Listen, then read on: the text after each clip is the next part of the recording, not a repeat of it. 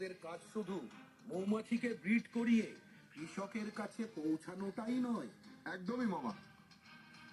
B বেসের pollination services ওদের একটা সাস্টেনেবল আর্ম তো আছেই, কিন্তু এগুলো ছাড়া অনেক প্রকার ফ্লোরা বেস ন্যাচারাল আর র হানি, যেমন আজওয়াইন, তুলসী, লিচি, জামুন ইত্যাদি ইত্যাদি আমাদের প্রোডাক্ট বাস্কেটের অংশ। আজ পিউরিটি লেভেলে মার্কেটে অনেক প্রকার আরো 20টা প্রোডাক্ট পাওয়া যায়।